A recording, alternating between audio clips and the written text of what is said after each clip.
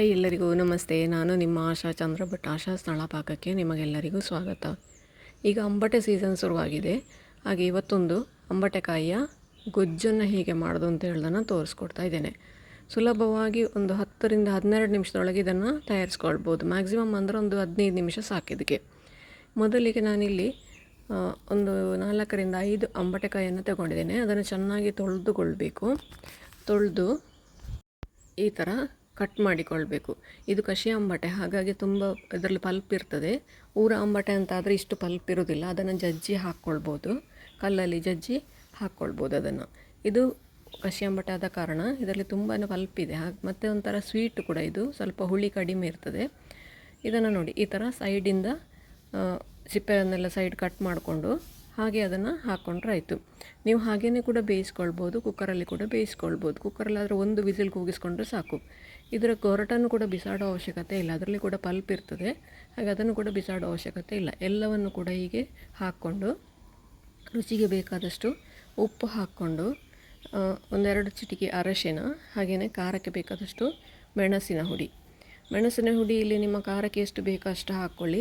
ಸಾಧಾರಣ ಇಷ್ಟು ಅಂಬಟೆಗೆ 1 ಟೇಬಲ್ ಸ್ಪೂನಷ್ಟು ಮೆಣಸಿನ ಹುಡಿ ಬೇಕಾಗ್ತದೆ ಖಾರಕ್ಕೆ.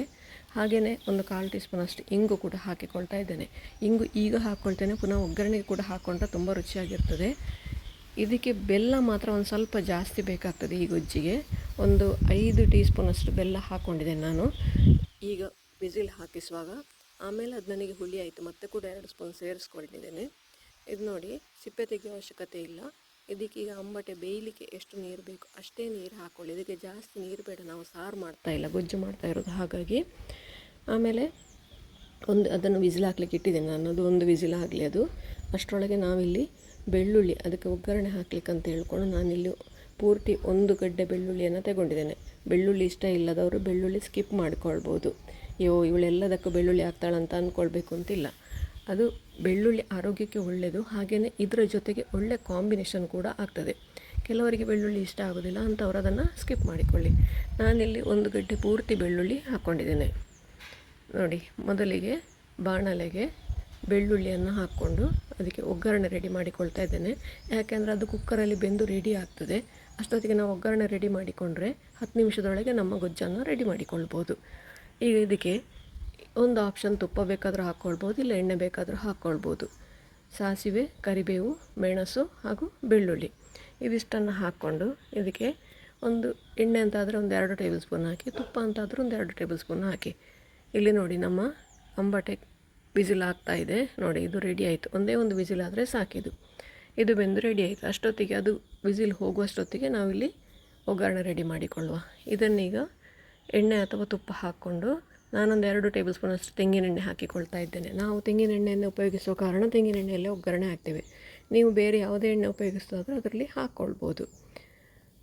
ಸರಿಯಾಗಿ ಬೆಳ್ಳುಳ್ಳಿ ಕೆಂಪು ಕಲರ್ ಬರೋವರೆಗೆ ಅದನ್ನು ಫ್ರೈ ಮಾಡಿಕೊಳ್ಬೇಕು. ಕರೆಕ್ಟಾಗಿ ಬೆಳ್ಳುಳ್ಳಿ ಹಸಿ ವಾಸನೆ ಹೋಗಿ ಕೆಂಪು, ನೋಡಿ ಈ ಥರ ಕೆಂಪಾಗಬೇಕು, ಅಲ್ಲಿವರೆಗೆ ಅದನ್ನು ಫ್ರೈ ಮಾಡಿಕೊಳ್ಬೇಕು. ಒಗ್ಗರಣೆ ರೆಡಿ ಆಯಿತು. ನಮ್ಮ ಅಂಬಟೆ ಕೂಡ ಬೆಂದು ರೆಡಿಯಾಗಿದೆ. ಇದಕ್ಕೀಗ ನಾವು ಮಾಡಿದಂತಹ ಒಗ್ಗರಣೆ ಸೇರಿಸಿ ಇನ್ನು 1 ಕುದಿ ಅದನ್ನು ಕುದಿಸಿಕೊಳ್ಬೇಕು. ಇದನ್ನು ಮಂದ ಮಾಡಲಿಕ್ಕೆ ಅಂತ ಹಾಕೋದೇನು ಬೇಡ. ಇದರಲ್ಲಿ ಅಂಬಟೆ ಕರಗಿ ಅದು ಗೊಜ್ಜು ಕುದಿಸಿದಾಗ ಮಂದ ಆಗ್ತದೆ. ಹಾಗೆ ನಾವು ಬೆಲ್ಲ ಹಾಕಿರ್ತೇವೆ, ಅದಕ್ಕೆ ಬೆಲ್ಲ ಹುಳಿ ಎಕ್ಸ್ಟ್ರಾ ಸೇರಿಸುವ ಅವಶ್ಯಕತೆಯೇ ಇಲ್ಲ. ಯಾಕೆಂದರೆ ಅಂಬಟೆಯಲ್ಲೇ ಹುಳಿ ಇರ್ತದೆ, ಹಾಗಾಗಿ ಎಕ್ಸ್ಟ್ರಾ ಸೇರಿಸುವ ಅವಶ್ಯಕತೆ ಇಲ್ಲ. ಇದನ್ನೊಂದು 2 ರಿಂದ 3 ನಿಮಿಷ ಸಣ್ಣ ಉರಿಯಲ್ಲಿ ಕುದಿಸಿದರೆ ನಿಮಗೆ ಬೇಕಾದಷ್ಟು ಮಂದ ಬರ್ತದೆ. ಹಾಗೆಯೇ ಅದು ಕುದೀತಾ ಮತ್ತೆ ಕೂಡ ಮಂದ ಆಗ್ತದೆ ಅದು.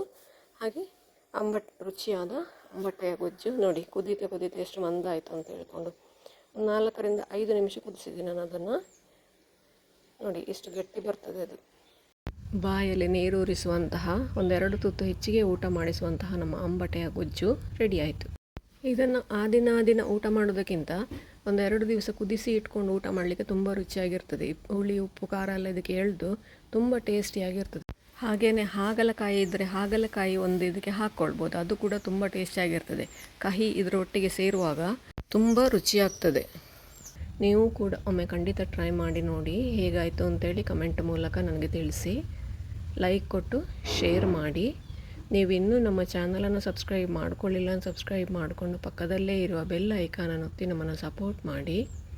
ಮುಂದಿನ ವಿಡಿಯೋದಲ್ಲಿ ಇನ್ನೊಂದು ಹೊಸ ಅಡುಗೆಯೊಂದಿಗೆ, ಇನ್ನೊಂದು ಹೊಸ ರೆಸಿಪಿಯೊಂದಿಗೆ ಪುನಃ ನಿಮ್ಮನ್ನು ಭೇಟಿಯಾಗ್ತೇನೆ. ಧನ್ಯವಾದಗಳು.